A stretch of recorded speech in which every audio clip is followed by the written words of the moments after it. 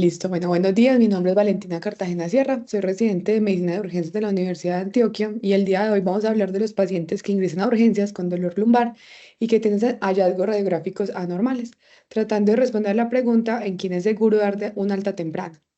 Le agradezco a la doctora Ana Cristina Ayala Villegas, neurocirujana de la Universidad del Hospital San Vicente Fundación, por ser la asesora de esta charla. Entonces, les propongo el día de hoy repartir pues como el contenido en estos tres ítems. El último serán las conclusiones. Primero hablaremos de epidemiología, hablaremos de introducción de los temas importantes del dolor lumbar, cuáles son las imágenes diagnósticas que se realizan en el dolor lumbar, las indicaciones de estas y los hallazgos que podemos encontrar. Entonces, en cuanto a epidemiología, en Estados Unidos el dolor lumbar con o sin radiculopatía es la principal causa de años vividos con discapacidad. Representa la quinta razón por la que los pacientes van a consulta al médico y el 3% de las consultas a urgencias. La prevalencia del dolor lumbar en la población adulta en Estados Unidos es del 10 al 30% y a lo largo de la vida este puede llegar hasta un 80%. La mayoría de los pacientes no se identifican con una patología específica, incluso hay unos estudios que demuestran que hay una alta incidencia de hallazgos anormales en pacientes que incluso están asintomáticos. La mayoría también son casos de radiculopatía y esta radiculopatía va a ser autolimitada. El 27% de los pacientes que tienen hernia discal en resonancia no tienen un dolor lumbar asociado. L4, L5, L5, S1 es el área responsable de los mayores, pues, del mayor porcentaje de movimientos de la columna lumbar y por ende son los responsables de hasta el 90% de las radiculopatías.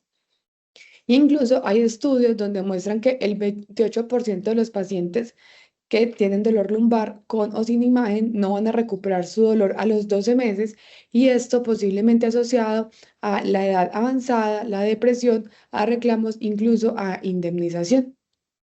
También que menos del 1% de los pacientes que tienen dolor lumbar van a presentar una patología sistémica grave como metástasis o como infección. En cuanto a la introducción, entonces primero hablemos de etiología y traigo esta tabla porque podemos observar cómo las diferentes etiologías o causas de dolor lumbar. Es importante que desde el servicio de urgencias pues dejemos la visión en túnel de este cuadro y no nos centremos solamente en los pacientes con afecciones osteomusculares. También podemos encontrar patologías asociadas a neoplasia, a cambios inflamatorios, a compromiso visceral, la prostatitis, la nefrolitiasis, la aneurisma roto, a la parte infecciosa, a la parte vascular, endocrina y pues al trauma. Pero entonces miremos que aunque esa charla está enfocada como a los hallazgos osteomusculares, en cuanto a la teología podemos encontrar pues como muchos orígenes. La anatomía, entonces, la columna se divide en la parte cervical que tiene 7 vértebras, dorsal 12 vértebras, lumbar 5, sacra 5 y coxis 4. Una vértebra está compuesta por un cuerpo y por elementos posteriores, los pedículos, las láminas, la apófisis transversa, la apófisis articular y la apófisis espinosa. La región lumbar tiene unas características específicas porque son vértebras mucho más grandes, ya que aquí se soporta el mayor porcentaje de peso del cuerpo. El agujero vertebral es de forma triangular, la apófisis transversal son más largas y son más delgadas. En cuanto al disco intervertebral, esta es una estructura fibrocartilaginosa que es avascular cuando está sano, permite movimiento entre los cuerpos vertebrales, tiene un diámetro aproximado de 4 centímetros y de 7 a 10 milímetros de grosor aproximadamente. Está compuesto por un anillo fibroso y por un núcleo pulposo. El anillo pues un anillo concéntrico que compuesto por fibras de colágeno en capas que rodean al núcleo y este lo que hace es que resiste las fuerzas de tracción. En cambio, el núcleo pulposo pues contiene fibras de colágeno y elastina y lo que hace es que mantiene esto hidratado para que pueda permitir como los movimientos que se requieren. En cuanto a las definiciones, entonces el dolor lumbar o el dolor axial, que es un dolor localizado a nivel lumbar, puede ser asociado o no a compromiso radicular, que este es que se irradia las extremidades y que sea por compromiso de las raíces nerviosas. Se puede clasificar en dolor inespecífico, en dolor de espalda potencialmente asociado a radiculopatía o estenosis espinal, o en dolor de espalda potencialmente asociado a otra causa espinal específica. En cuanto al tiempo, puede clasificarse como agudo, subagudo o crónico. Agudo cuando tiene de 0 a 4 semanas, subagudo de 4 a 12 y crónico más de 12 semanas. La radiculopatía es entonces el proceso patológico que es difuso, que afecta a más de una raíz nerviosa que es subyacente y que causa dolor. También se asocia a pérdida de la sensibilidad y la pérdida motora va a estar como dado según la gravedad de la compresión nerviosa. El síntoma más común de la radiculopatía son las parestesias. Generalmente la fuerza se conserva por inervación de múltiples raíces. Se da principalmente por hernia discal que activa fibras del dolor. También puede pues, afectar las fibras del dolor a nivel de los vasos, de la dura madre, o por espondilosis que produce estrechamiento del canal raquídeo o el agujero neural o los recesos laterales.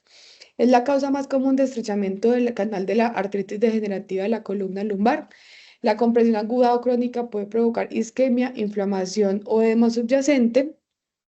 Y cuando se compromete, pues como ya la cola de caballo, la caudequina, este contiene múltiples raíces, puede dar compromiso. Si es muy proximal L1, L2, donde está el cono medular, puede dar compromiso de forma bilateral y simultánea, pero si es más distal, puede ser más unilateral.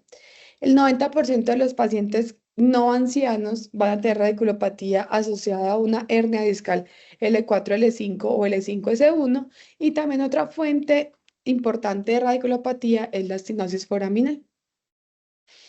En cuanto a las banderas rojas, tenemos banderas rojas para cáncer, infección, para fractura de columna o para síndrome de Caudequina o alteración neurológica. Entonces, cuando hablamos de cáncer o infección, entonces, paciente con cáncer, hay historia de cáncer, pérdida de peso inexplicada, inmunosupresión, infección urinaria, uso de drogas intravenosas, uso prolongado de esteroides o dolor de espalda que no mejora con tratamiento médico óptimo. En cuanto a si tiene fracturas de, pues, responder a, a fracturas de columna, historia de trauma de alta energía, caída leve o levantamiento de objetos pesados con antecedentes de osteoporosis o edad avanzada y uso prolongado de esteroides. En cuanto al síndrome de Cauda-Equina o alteración neurológica, aparición aguda de retención urinaria o incontinencia, pérdida de tono del esfínter anal o incontinencia fecal, anestesia en silla de montar y debilidad bilateral o progresiva de miembros inferiores. Entonces, ¿cuáles son las imágenes diagnósticas que vamos a utilizar en pacientes con dolor lumbar? Aquí traigo esta imagen, esperen, le hago zoom un poquito. Ah, bueno, aquí logré aquí. Entonces, nos dice que si tenemos imágenes inmediatas, van a hacer una radiografía con velocidad de sedimentación globular y este es cuando sospechamos cáncer.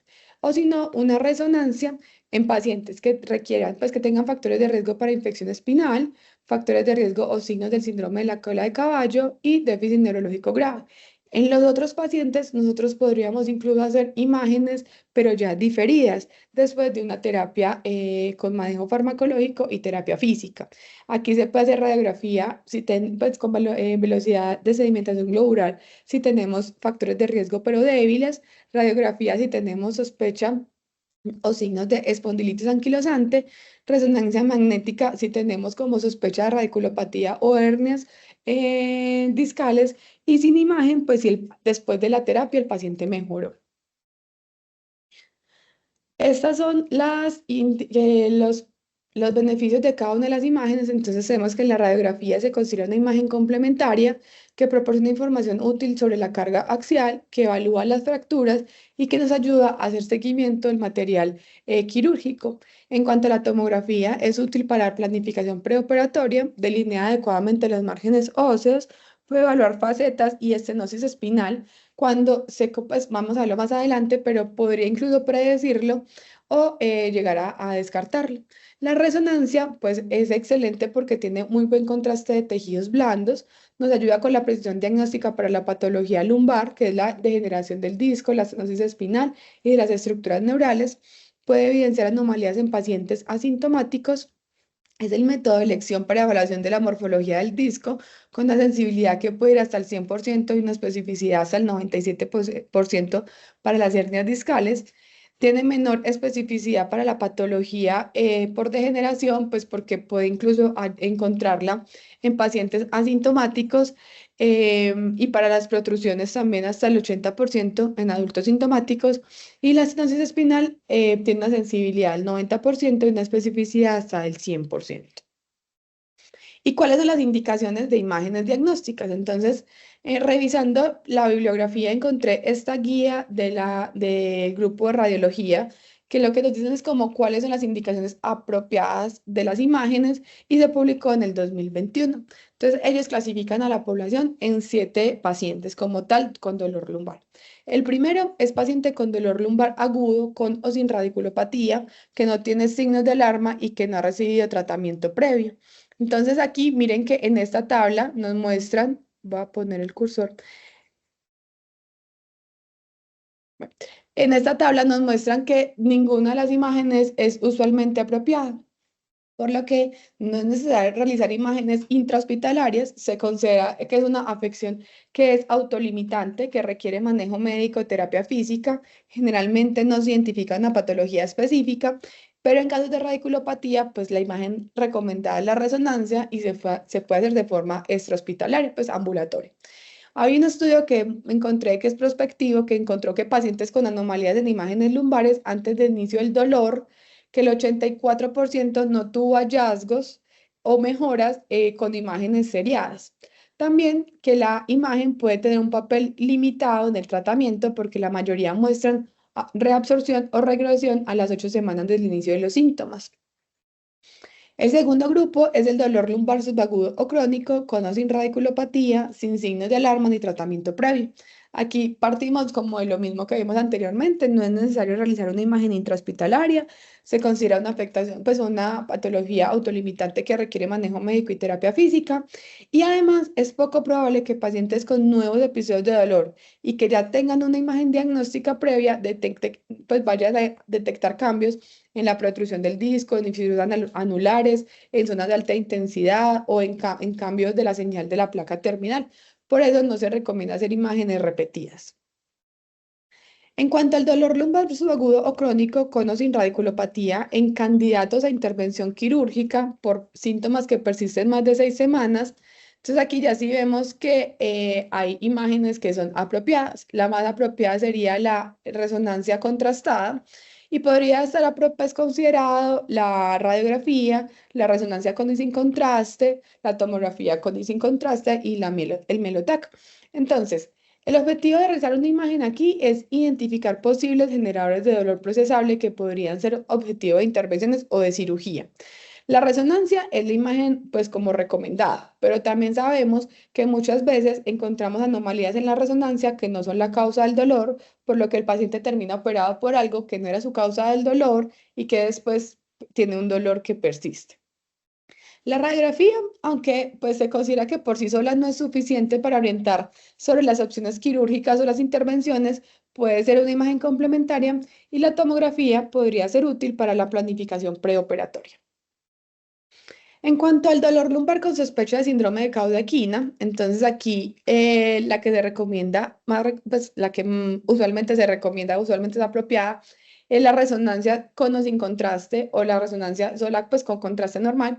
Entonces, esta lo que nos permite es hacer el diagnóstico, la resonancia sin contraste nos permite hacer el diagnóstico, la resonancia contrastada lo que nos puede ayudar es a delinear como la etiología cuando se sospecha malignidad, infección o inflamación. Entonces nos dice como desde dónde hasta dónde está el compromiso y la tomografía podría llegar a responder la pregunta si hay o no compresión de la caudequina. Entonces hay una revisión retrospectiva que incluyó 151 pacientes que tenían compromiso de la caudequina y encontraron que cuando había más del 50% del borramiento del saco tecal, en la tomografía se pudo predecir una estenosis espinal significativa. En cambio, cuando menos del 50% se presentaba el borramiento del saco tecal, se excluyó de manera confiable el pinzamiento. Entonces, la tomografía nos podría indicar, pero claramente hay que hacer una resonancia para confirmar como este diagnóstico. En cuanto a pacientes con dolor lumbar con antecedentes de cirugía lumbar previo, que ahora se presentan con o sin radiculopatía, entonces existen muchas causas de dolor lumbar después de una cirugía, ¿cierto? como un disco libre, fragmentos óseos, cicatrices posoperatorias, fallo al injerto, protrusión recurrente. Entonces aquí la resonancia con o sin contraste es útil, ya que va a distinguir con precisión las hernias discales recurrentes o residuales de la cicatrización y puede evaluar la compresión de la raíz nerviosa o también la aracnoiditis en pacientes que tienen síntomas nuevos o progresivos y que tuvieron una cirugía lumbar. La tomografía simple nos va a evaluar como la función ósea, también aflojamiento protésico, desalineación o fracturas metálicas. La TAC contrastada puede evaluar abscesos epidurales y la radiografía, pues lo que nos va a hacer, que es un estudio complementario, como lo habíamos dicho, va a mirar alineación e integridad del material en pacientes con síntomas nuevos o con síntomas progresivos. La 6 es el paciente con dolor lumbar que tiene factores de riesgo para fractura. Entonces, la radiografía se puede realizar ante la sospecha de posibles fracturas por compresión. La tomografía permite el análisis detallado de fracturas que se extienden hasta la columna vertebral posterior y evalúa la integridad de los pedículos y la corteza posterior. También puede, pues como habíamos dicho, predecir la estenosis espinal.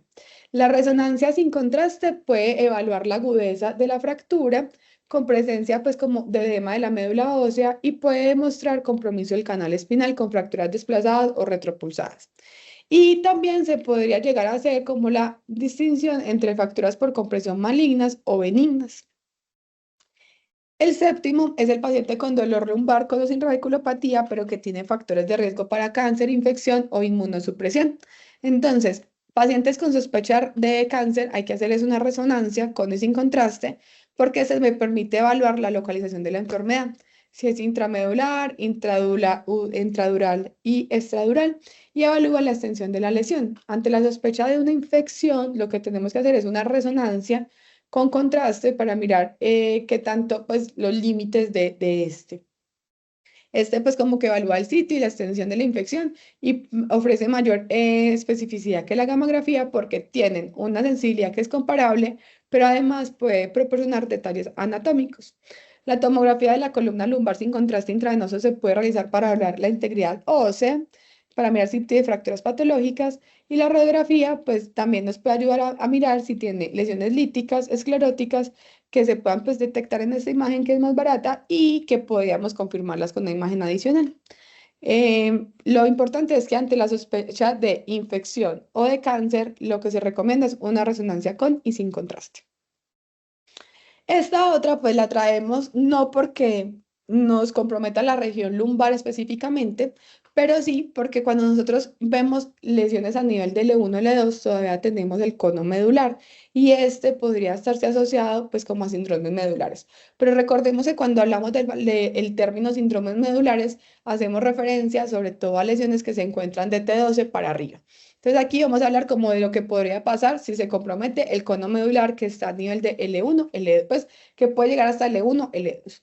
Los síndromes medulares son completos o incompletos. Completos cuando tenemos pérdida total de las funciones sensitivas y motoras a partir del nivel de la lesión y esto tiene un compromiso, una fase que es aguda, que da una parálisis flácida, reflexia, anestesia y analgesia completa, las funciones vesicales e intestinales están pues como desaparecen y que esto puede durar hasta 48 horas. Y la fase tardía, entonces persiste la parálisis y la anestesia, pero ya aparece la hiperreflexia, la hipertonía y las funciones intestinales empiezan a funcionar de forma autónoma. En cambio, en los incompletos se conserva parcialmente la función sensitiva o motora según los daños que se presenten en el nivel de la lesión. Y el nivel neurológico es definido por el segmento más caudal con función motora o con sensitiva preservada. Los síndromes incompletos, entonces el centro medular, el posterior, el anterior, el brown sequard. Entonces, el centro medular no, lo que nos va a hacer es que se conserva parcialmente las funciones sensitivas y motoras. Según los daños que tenga el lugar del nivel de la lesión, podemos distinguirlo pues como en varios cuadros. Em, Da para parecia, predomina en extremidades superiores sin alteración de la sensibilidad sacra y en ancianos se asocia más a estenosis del canal preexistente.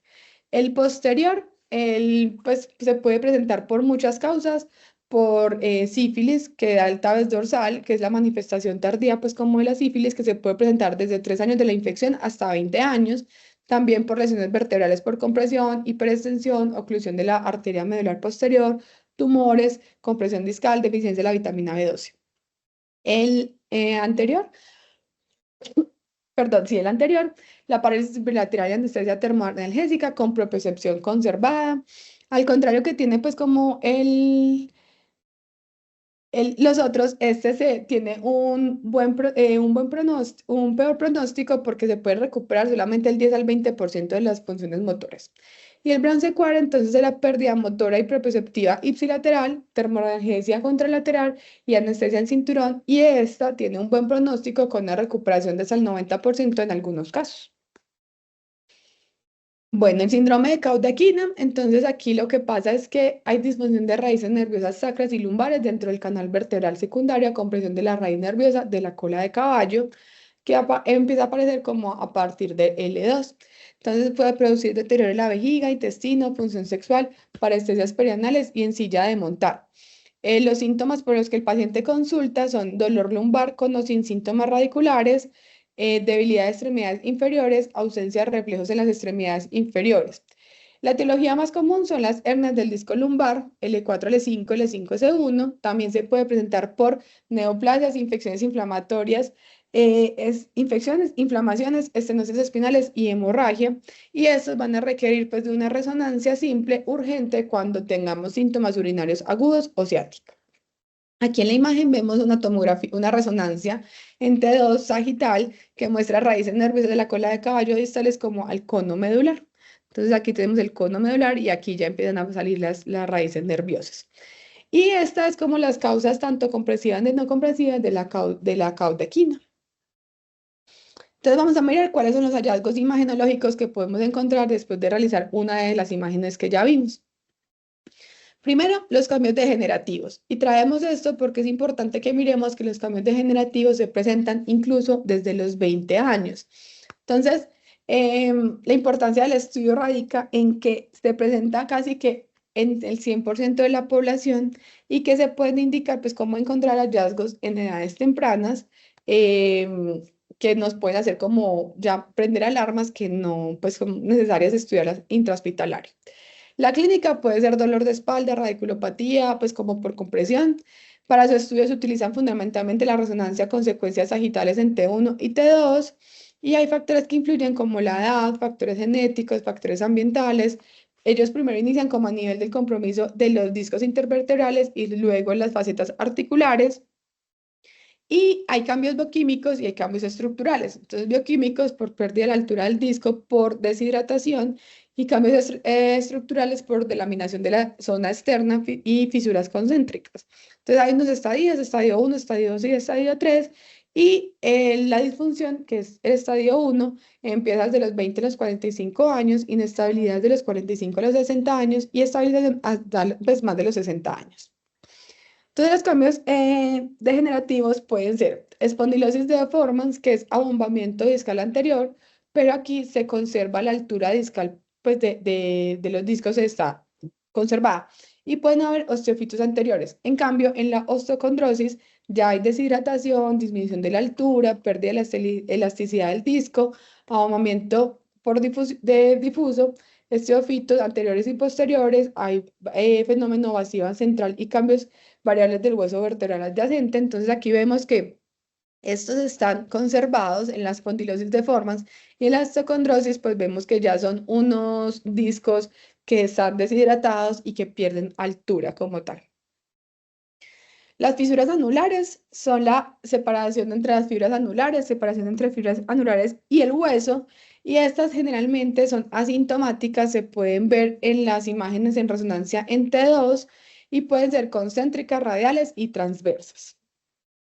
Las hernias discales, que son como la que más vamos a hacer énfasis, entonces una hernia se define como el desplazamiento localizado del núcleo, del cartílago, del hueso apofisiario, de lo que estemos hasta el espacio más allá del disco intervertebral.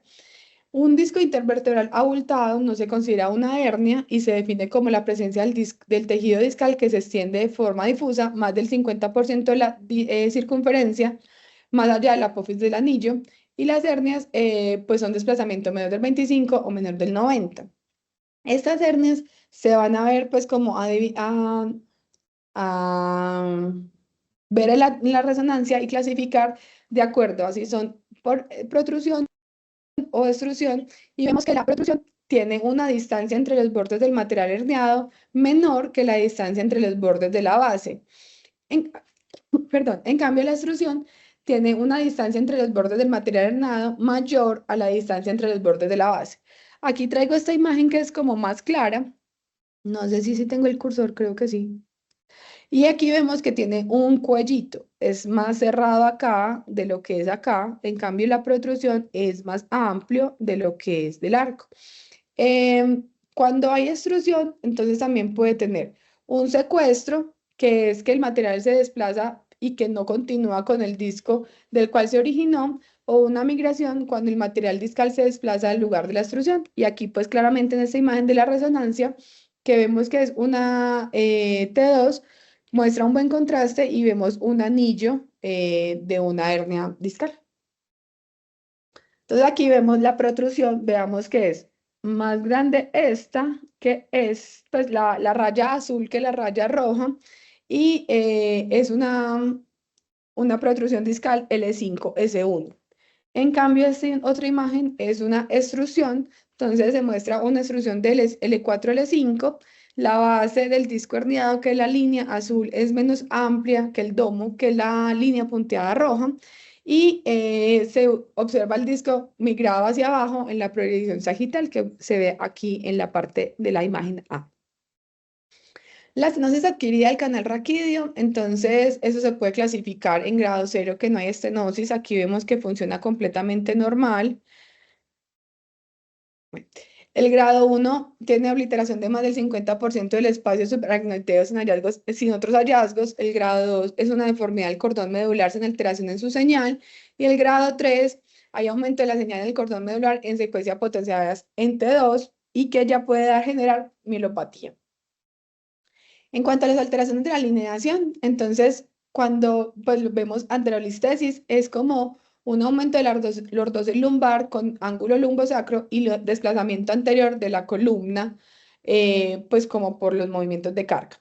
Y esto va a considerar como a largo plazo un desgaste de los elementos posteriores. Entonces veamos que se clasifican en grado 1, grado 2, grado 3 y grado 4 de acuerdo a un 25%. Si se compromete el grado 2, pues, si es grado 2 es porque ya comprometió más del 50%, no, hasta el 50%, perdón, y sí, pues se va sumando un 25% como tal.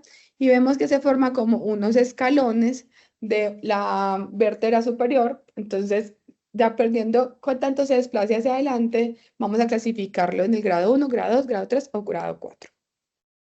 Las fracturas, entonces, sabemos que la columna lumbar es la que tiene mayor movimiento, incluso mayor movimiento que la columna torácica. Por eso la unión toracolumbar es como el lugar más frecuente de fracturas traumáticas debido a como al punto de transición de la movilidad. Las fracturas patológicas son más susceptibles como inestabilidad en esta región. Entonces, las fracturas pueden provocar dolor agudo o crónico, disminución de la calidad de vida, disminución de la expectativa de vida. Y no solamente pues tenemos que determinar si hay una presencia de fracturas, sino que también hay que mirar el número de fracturas, si es aguda o si es crónica y la gravedad con la que se presenta. Se puede estudiar mediante radiografía, tomografía o resonancia. Radiografía pues es más económico, da una resolución espacial superior porque nos permite mirar como los bordes corticales y las placas terminales. También una visualización comparativa más nítida y mejorada pues como con respecto a las vértebras torácicas. Pero la resonancia pues lo que nos puede ayudar es a mirar si es maligna o si es benigna, si es aguda o si es crónica. Entonces las fracturas por compresión a menudo se dan por carga axial, puede afectar una sola placa terminal o ambas, y es el tipo más común de fractura en osteoporosis o en fracturas patológicas. Y las fracturas por estallido son fracturas por compresión conminuta a través del cuerpo vertebral, resultado de cargas axiales de alta energía, con caídas de altura, accidentes de tránsito, y la pared posterior está afectada generalmente. Esta imagen la traigo, perdón que se ve borrosa, pero fue la más nítida que encontré. Entonces, en la parte A vemos una tomografía en la que se ve una fractura vertebral aguda, donde vemos deformación de la placa superior, impactación trabecular y descontinuidad de la cortical anterior. En cambio, en la parte B ya podemos ver que es una fractura que es crónica, que tiene deformación de la planta superior, pero que no tiene otros hallazgos. Ya la C, D, E y E son resonancias, entonces C y D vemos fracturas agudas, deformidad de la plataforma superior, trazos de fractura horizontal y vemos el edema óseo, la sagital T2 y la crónica, pues deformidad de la plataforma superior con intensidad de la señal de la médula, pues que no tiene edema y que es similar a las otras vértebras. Ya esta se considera una fractura que es crónica. Y pues de agudo a crónico podemos mirar si se estudia de forma intrahospitalaria o se le puede dar de alta para seguimiento ambulatorio. En cuanto a las lesiones tumorales, estas están presentes en el 10% de los cánceres recién diagnosticados, es más frecuente en mayores de 50 años, pueden ser asintomáticas o pueden presentarse con dolor. El dolor se puede dar por compresión, por extensión al canal cervical o por déficit neurológico. Las patologías más comunes asociadas son la mama, el pulmón, próstata, linfomas, células renales, gastrointestinales y el melanoma. Aquí les traigo la radiografía que nos puede dar una visión general. No son sensibles a lesiones líticas pequeñas y no evalúan la compresión medular, pero en ella podemos ver el signo del guiño del búho, que corresponde a la ausencia del pedículo de una radiografía de la columna, perdón. Entonces, la imagen asemeja un búho como lo vemos aquí en esta foto y vemos, perdón, el pedículo ausente corresponde al guiño, que es la flecha roja, el pedículo contralateral al ojo abierto, que es el círculo azul, y la apófisis espinosa corresponde al pico, que es el triángulo amarillo. Y aquí vemos un paciente con una lesión lítica a nivel de T11, pues este es en la columna torácica, pero es para que vieran cómo la imagen, cómo se podría ver. Y que nos tienen que prender alarmas de una lesión lítica.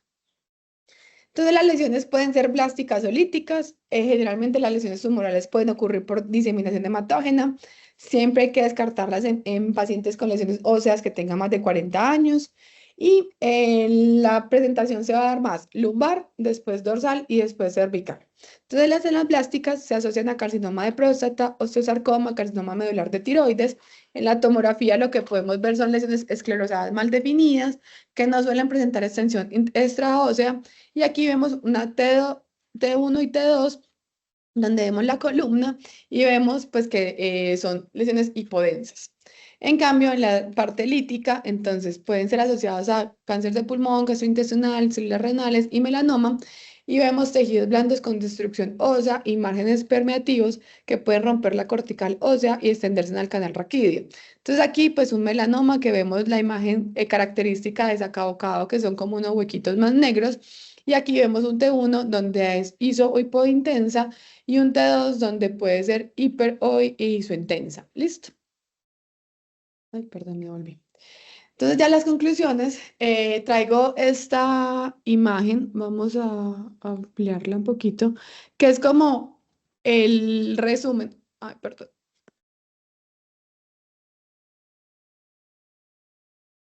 Que es como el resumen de si un paciente consulta a urgencias, qué debo hacer si tiene dolor lumbar. Entonces, si es idiopático, no tiene banderas rojas, yo puedo decirle, vamos a hacerle manejo médico, vamos a hacerle terapia física y vamos a mirar cómo nos va en 4 semanas. Si el dolor mejoró, pues ya le hago pues educación del paciente y listo. Si el dolor no mejoró, entonces yo tengo que considerar alguna imagen, si no la he hecho todavía, y proceder según los hallazgos. Si el paciente no mejoró, no tiene síntomas de banderas rojas, pues entonces yo tengo que pues como verificarlas nuevamente y proceder según los hallazgos. Si el paciente se presenta con dolor lumbar, ya tiene radiculopatía de menos de un mes, yo podría darle manejo pues como con terapia y seguimiento. O si no, pues hacerle alguna imagen ambulatoria y de acuerdo a eso proceder. Si el paciente tiene mayor de un mes, pues ya no es tan, perdón, tan clásico y hay que hacerle imágenes. Y si el paciente se presenta con banderas rojas, yo debo hacerle estudios adicionales intrahospitalarios, debo descartar alguna lesión espinal. Y si tiene, pues como algo, si no tiene ninguna lesión espinal, pues lo trato como idiopático, pero sí, pues tengo que tratarlo de acuerdo a los hallazgos. Bueno, en las conclusiones, entonces, el dolor lumbar es una patología muy frecuente en el servicio de urgencias. No todos los pacientes de urgencias van a requerir imagen diagnóstica de forma intrahospitalaria. El dolor puede ser la causa de la urgencia y la valoración por neurocirugía intrahospitalario, incluso sin importar cómo los hallazgos que encontremos. La radiculopatía no es una bandera roja. El déficit neurológico se debe estudiar de forma intrahospitalaria por la especialidad y la evidencia del primer mundo no siempre es reproducible para la realidad de nuestro sistema, ya que muchas veces vimos, como nos decía la parte de la guía de radiología, de que uno podría esperar hasta 6 semanas que lo viera el neurocirujano de forma ambulatoria, pero pues sabemos que aquí muchas veces el neurocirujano no lo va a poder ver incluso en años y que nosotros tenemos que proceder de acuerdo pues como a los hallazgos neurológicos del paciente, al cuadro pues, de dolor y también como a sus capacidades para el acceso al sistema de salud. Muchas gracias. Estamos entonces abiertos como a las preguntas y a los comentarios. Listo, muchas gracias por la charla. Yo te quería hacer pues como una pregunta de todo esto que revisaste, de varios de los hallazgos pues en imágenes que nos reportas ahí, de cuáles puede ser su posible pues como significado, cómo pueden ser reconocidos.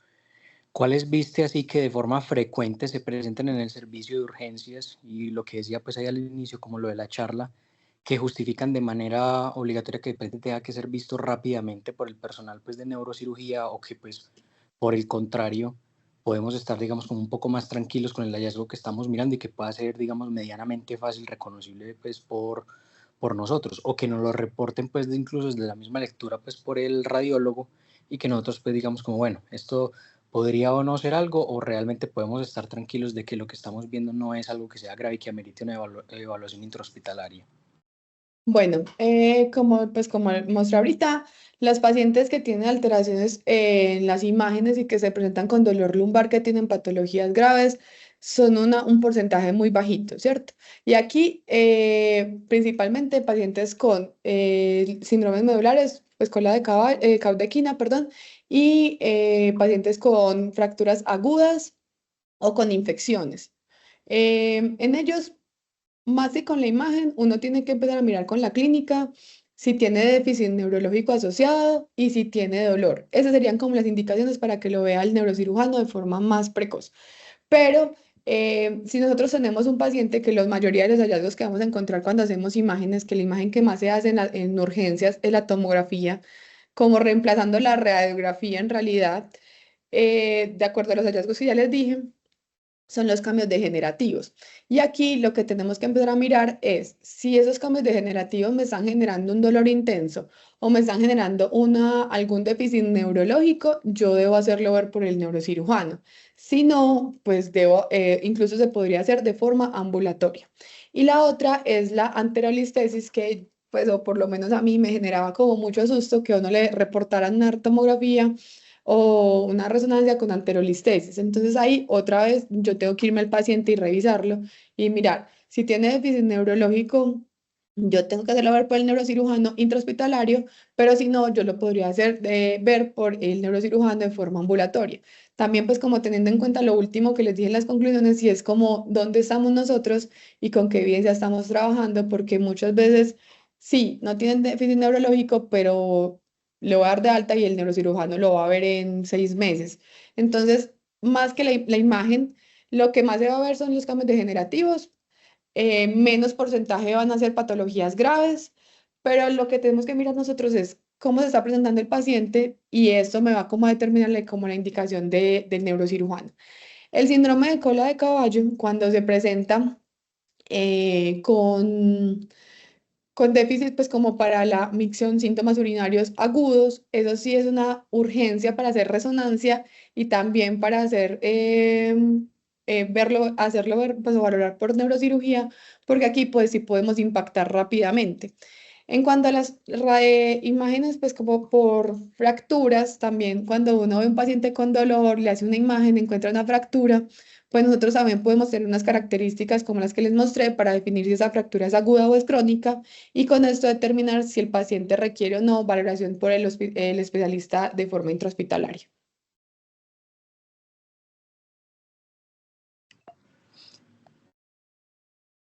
Listo, muchas gracias. El doctor Vallejo tiene la mano levantada, profe. Veo Y muy eso. buenos días, doctora, ¿me Hola, escucha? doctor. Sí, señor. Muchas gracias por la presentación. Yo tenía pues algunas dudas con respecto a el punto de las banderas rojas. Pues quizá lo del déficit neurológico queda muy claro, pero sí me gustaría que hiciéramos pues un poquito más de énfasis y de pronto si puede retomar la diapositiva donde usted mostraba las banderas rojas, eh, se volviera, porque digamos que es uno de los puntos importantes, incluso que el flujograma de decisión que usted mostró nos hace énfasis para la decisión de la realización de los estudios complementarios. Eh, Porque pues digamos que encontrar el déficit neurológico en la evaluación médica, pues, digamos que es importante, pero los antecedentes, sobre todo cuando estoy haciendo, digamos, una evaluación y una valoración de la probabilidad pretest, esto también me ayuda a tomar esa decisión, si el paciente requiere o no la imagen, digamos, en ese momento. Entonces, digamos que este es uno de los puntos importantes. Y el otro que también me parece muy importante, y es muchos de esos dolores lumbares, independientemente de la causa, algunos mecánicos por trauma o incluso algunos de otros orígenes, es, es sí particularmente importante el manejo que se le dé al dolor por el riesgo de que el paciente desarrolle una cronificación del dolor lumbar con todas las consecuencias que ello trae. Entonces, si de pronto pudiéramos extender un poquito más, digamos, en cuanto a la conclusión también de cómo realizar ese manejo, ese tratamiento que usted menciona, de ese paciente agudo, en esa primera fase, menor a cuatro semanas, cómo hacerlo. Muchas gracias. Bueno, profe, en cuanto a lo de las banderas rojas, sí, pues lo traje, hice una diapositiva específica para esto, porque esto nos va a determinar, pues muchas veces las conocemos, ¿cierto? Pero, por ejemplo, en mi caso, yo también tenía en mi cabeza que radiculopatía era bandera roja y pues no. Pero sí hay como que repetírselas para mirar, porque hay banderas rojas específicas para cáncer e infección, hay banderas específicas para fractura de columna y hay banderas específicas para alteración neurológica, y estas indican imagen de entrada en urgencias y muchas veces valoración por el especialista cuando el dolor o pues el déficit neurológico está asociado. Y en cuanto a lo del manejo, pues no lo traje como manejo específico aquí porque era como qué hacer si yo tenía un hallazgo en las imágenes, si le va a dar de alta o no. Pero decían que era AINES, pues como manejo antiinflamatorio, y además terapia física, porque muchas veces hasta el 80, pues lo que podemos ver y darles de alta si no tienen hallazgos importantes, serían sobre todo hernias discales, y esas hernias discales, ellos reportan que se van a reabsorber hasta el 80% sin de generar ningún déficit asociado en, en 6 semanas. Entonces, lo que reportan, pues lo que recomiendan es manejo analgésico y antiinflamatorio y terapia física. Muchas gracias, doctora. Solamente recordar pues, en este punto que es una de las principales causas de ausentismo laboral y por eso también Sí. muy importante realizar lo que usted menciona en cuanto al manejo. Es decir, los dolores lumbares duelen, limitan y también causan ausentismo. Y el tratamiento interdisciplinario que usted lo mostró también en alguna de las diapositivas, también digamos que es bastante importante. Entonces, hacer el enlace con los otros especialistas en el manejo de estos pacientes esencial. Gracias. Gracias, doctor. La doctora Ana Cristina tiene la manito levantada. Sí, buenos días. Mi nombre es Ana Cristina, yo soy neurocirujana y tuve la oportunidad pues como de asesorar a Valentina en la presentación. Primero que todo la quiero felicitar porque creo pues que cumplió como con los objetivos de la charla. Me parece que de todo lo que se presentó es importante que quede como un mensaje y es que es frecuente que uno encuentre hallazgos, algún hallazgo de pronto reportado como anormal en las imágenes en todos los pacientes después de los 25 o 30 años. yo les explico a los pacientes que la columna a todos nos va cambiando en el tiempo y que el hecho de que a uno no le duela la columna no quiere decir que entonces la columna la tiene completamente perfecta, ¿cierto? La regla es que una resonancia en un paciente después de los 25 o 30 años sea leída con alguna protrusión, con algún abombamiento, y eso no quiere decir que entonces el paciente tiene una hernia que necesita cirugía o que necesita valoración inmediata por un especialista en neurocirugía. Es muy frecuente que esos hallazgos sean reportados si uno de pronto desde el desconocimiento se asusta, y el paciente también se asusta porque muchos entonces empiezan a leer y empiezan a buscar información y asumen inmediatamente que de pronto lo que tienen es para manejo quirúrgico, cuando no es así. Lo que se debe entender es que la regla es que haya alguna alteración reportada en las imágenes de resonancia o en las imágenes de tomografía después inclusive de los 25. O sea, eso no es un problema solo de personas mayores de 65, 70 años. Es algo que empieza desde que uno es relativamente joven. Entonces ese es uno de los puntos que uno debe tener como presente, inclusive a la hora de poder dar una información adecuada al paciente. ¿Cuándo son importantes esas protrusiones o esos abombamientos de disco que nos reportan muchas veces en las imágenes? Son importantes cuando uno ve que de pronto sí están comprimiendo alguna estructura nerviosa, que están dando pues unos síntomas o unos signos de radiculopatía, o cuando están estrechando el canal espinal por donde pasan las raíces. Ahí es cuando cobran realmente importancia esas protrusiones o esos abombamientos discales, porque en la mayoría de los casos, pues afortunadamente, no siempre un abombamiento o una protrusión discal va a comprimir una raíz o va a generar una estenosis del canal espinal.